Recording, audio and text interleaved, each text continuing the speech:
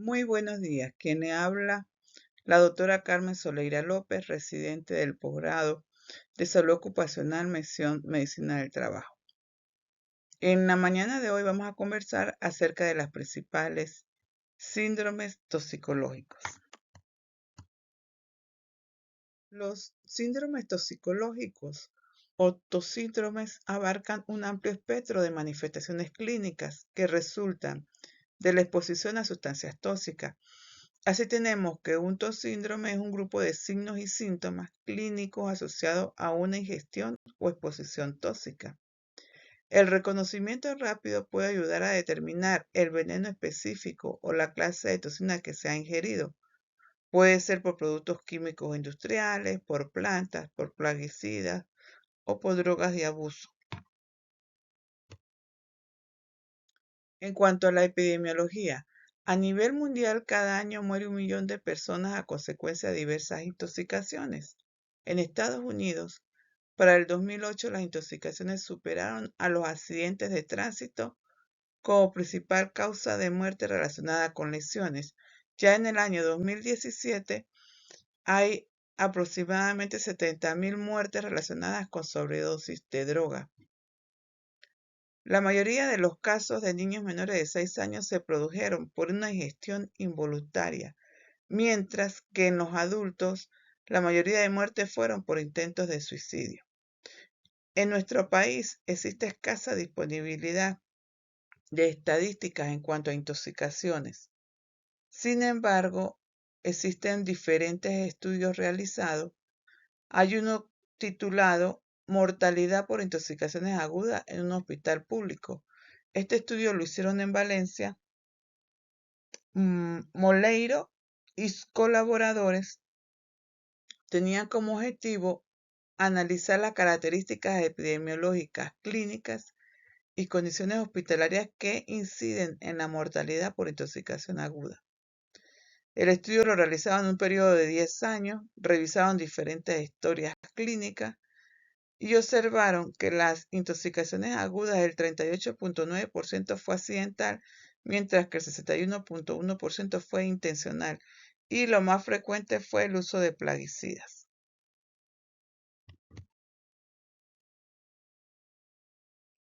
¿Qué vamos a hacer con ese paciente que nos llega al puesto de emergencia? Vamos a hacer el abordaje del paciente intoxicado. Lo primero es una evaluación inicial. Observamos lo que es la vía aérea, la respiración y la circulación, que es el ABC, los signos vitales, la escala de coma de Glasgow, la monitorización cardíaca continua, el electrocardiograma, la glicemia capilar, la oximetría, y además de eso hacemos los exámenes adicionales como lo son el tamaño de las pupilas, hallazgos en piel, anomalías neuromusculares, algún olor característico. Terminando con el abordaje del paciente intoxicado, debemos de observar las vías de intoxicación, si es la vía respiratoria, vía dérmica, vía digestiva, vía parenteral,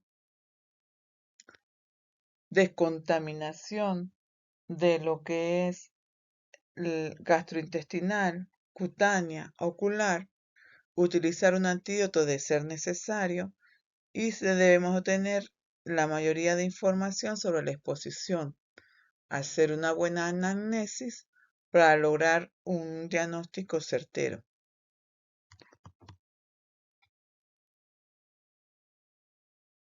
En cuanto a los exámenes de laboratorio, debemos realizarle a nuestros pacientes los niveles de medicamentos, examen toxicológico, niveles de electrolitos, perfil renal y hepático, osmolalidad sérica, cetonas, creatina, quinasa, lactato, lipasa, gasometría, pruebas de embarazo, imágenes radiológicas, entre otras. Para el desarrollo del tema es muy importante que repasemos un poquito de lo que es el sistema nervioso autónomo, simpático y parasimpático. Recordemos que el sistema simpático es el sistema que nos mantiene alerta, que nos mantiene activos. Tiene una fibra preganglionar corta y una fibra postganglionar larga. El neurotransmisor preganglionar es la acetilcolina y el postganglionar es la noradrenalina, mientras que el sistema simpático es el sistema de equilibrio de relajación. Contiene una fibra preganglionar larga y una fibra postganglionar corta, y el neurotransmisor va a ser la acetilcolina. Cada sistema va a tener funciones específicas. El simpático se va a originar desde la vértebra torácica 1 hasta la L2, mientras que el parasimpático se va a originar desde el nervio craneal 3, 7, 9 y 10 y en las vértebras sacras S2 y S3. Aquí podemos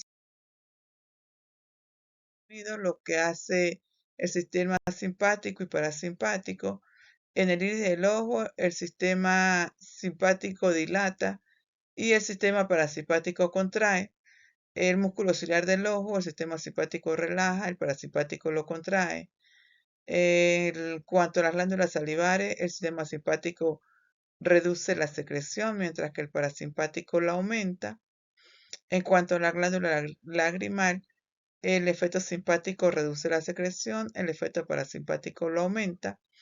En el corazón, el simpático aumenta la frecuencia y la fuerza de contracción, mientras que el parasimpático disminuye la frecuencia y la fuerza de contracción. En cuanto a los bronquios, el simpático lo dilata, el parasimpático lo contrae. En cuanto al aparato digestivo, el simpático disminuye la motilidad y el parasimpático lo aumenta. Ahora bien, vamos a comenzar con lo que son los principales síndromes toxicológicos. Recordar que el toxíndrome es un grupo de signos y síntomas asociados a la exposición de una determinada sustancia o clase de sustancia. Existen 5 síndromes básicos como lo son el colinérgico, el anticolinérgico, el opioide, el simpático mimético y el sedante hipnótico. Vamos a continuar con lo que es el síndrome colinérgico o la intoxicación colinérgica. En cuanto a su etiología, se produce por estar expuestos a plaguicidas, a órganos fosforados, a carbamato, donepecilo, sobreedificación de fármacos colinérgicos. Esto va a producir en la unión sináptica una inhibición e inactivación de la acetilcolinesterasa, aumentando la acetilcolina en órganos como el músculo liso del tracto gastrointestinal, las glándulas salivares y sudoríparas, los bronquios y el corazón, produciendo signos y síntomas como la miosis, lagrimeo, salivación, bradicardia, broncorrea, broncoespasmo, misión, émesis, diarrea, diaforesis. En el sistema nervioso central se va a producir depresión del sistema nervioso central, convulsiones, neuropatía. En cuanto a la intoxicación cardíaca, van a haber bloqueos cardíacos, prolongación del intervalo QT y se va a producir isquemia miocárdica.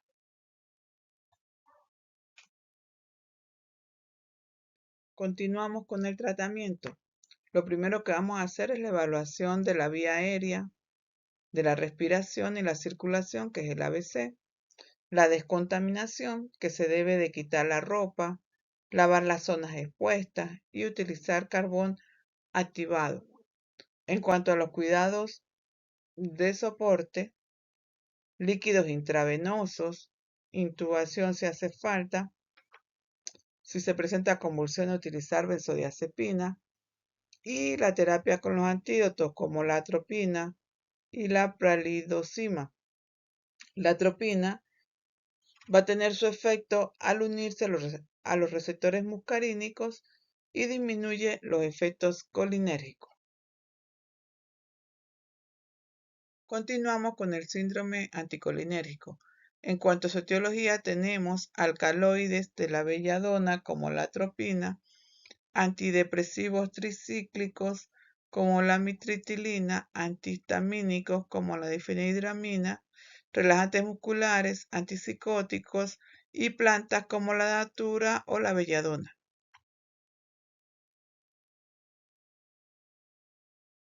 En cuanto a la fisiopatología, tenemos que se va a producir una inhibición de la neurotransmisión colinérgica muscarínica, produciendo un bloqueo competitivo de los receptores y disminuyendo el efecto de la acetilcolina.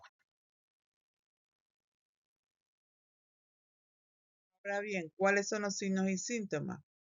Va a existir una vasodilatación cutánea, anhidrosis o inhibición de las glándulas sudoríparas, sequedad en la boca y la axila, hipertermia, midriasis o visión borrosa, delirio, alucinaciones, psicosis, convulsiones, retención urinaria, taquicardia, disminución o ausencia de ruidos intestinales. En cuanto al tratamiento, tenemos la evaluación de las vías aéreas, de la respiración, de la circulación. En cuanto a la descontaminación, esta intoxicación es generalmente por ingestión, por lo cual debemos estar pendientes del estado mental del paciente. Si está intacto, se le debe administrar carbón activado. Medidas de soporte como líquidos intravenosos, sedación, intubación y si hay convulsiones, utilizar las benzodiazepinas. En cuanto a la terapia con antídoto, tenemos la fisostigmina, que es inhibidor reversible de la acetilcolinesterasa. Continuando con la intoxicación por opioide, tenemos los derivados opioides naturales, como son el opio, la codeína y la morfina. Los derivados opioides semisintéticos, como la heroína, oxicodona, hidrocodona. Y los derivados opioides semisintéticos, como el fentanilo, metadona, meperidina. En cuanto a la fisiopatología por opioide, encontramos que existe una estimulación de receptores mu, kappa, sigma, que van a producir analgesia, euforia y ansiólisis.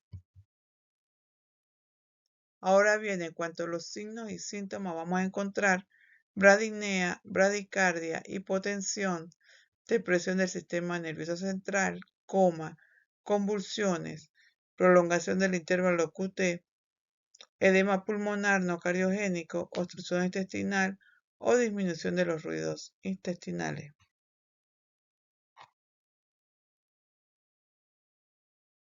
En cuanto al tratamiento, vamos a hacer la evaluación de la vía aérea, de la respiración, de la circulación. En cuanto a las medidas de soporte, tienen que estar centradas en la asistencia respiratoria y debemos de utilizar la nalozona, ya que se adhiere a los receptores opioides y de esa manera no deja que se absorban.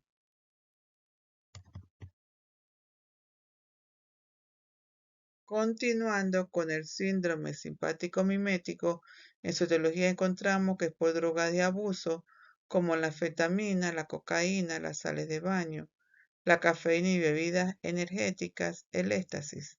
En cuanto a los fármacos, los descongestionantes nasales, la teofilina, entre otros.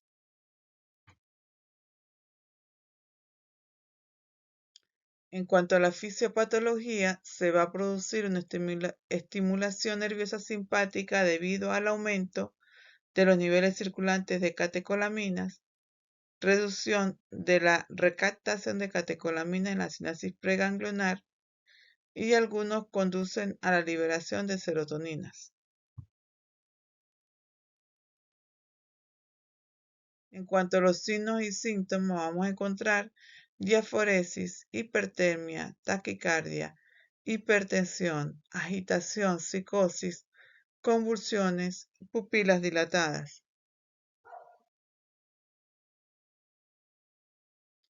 Continuando con el tratamiento, vamos a hacer la evaluación de la vía aérea, de la respiración, de la circulación, la descontaminación, de los cuidados de soporte con líquidos intravenosos. el uso de la benzodiazepina para las convulsiones y el nitroprusiato para la hipertensión.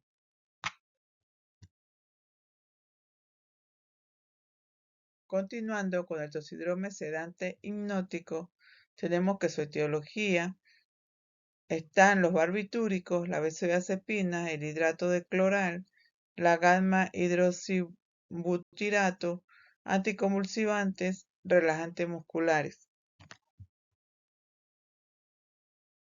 En cuanto a la fisiopatología, depresores del sistema nervioso central aumentan la neurotransmisión del ácido gamma aminobutírico y si es con benzodiazepina, potencian el efecto del GABA en el receptor GABA. En cuanto a los signos y síntomas, vamos a encontrar la hipotermia, la bradipnea, la bradicardia, la hipotensión, la somnolencia, la depresión respiratoria, el letargo y la coma. El tratamiento en este toxidrome vamos a tener la evaluación de la vía aérea, la respiración, la circulación, los cuidados de soporte, especialmente soporte respiratorio, y utilizar el flumacemil, que es antagonista de la benzodiazepina. En cuanto al diagnóstico diferencial, lo vamos a hacer con sobredosis de paracetamol, síndrome serotoninérgico, síndrome neuroléptico maligno. En cuanto al primero, que es la sobredosis de paracetamol, las primeras 24 horas van a haber síntomas como vómitos, diaforesis, letargia, y después de 96 horas se va a presentar la hepatotoxicidad. En cuanto al síndrome serotoninérgico, es una afección mortal causada por el abuso de los inhibidores selectivos de la recaptación de serotonina. En cuanto al síndrome neuroléptico maligno, es una emergencia médica por la ingesta de agentes antipsicóticos. Hay rigidez y fiebre. Nunca consideres el estudio como una obligación, sino como una oportunidad para penetrar en el bello y maravilloso mundo del saber. Albert Einstein. Por su atención. Muchas gracias por su atención. Hasta un nuevo encuentro.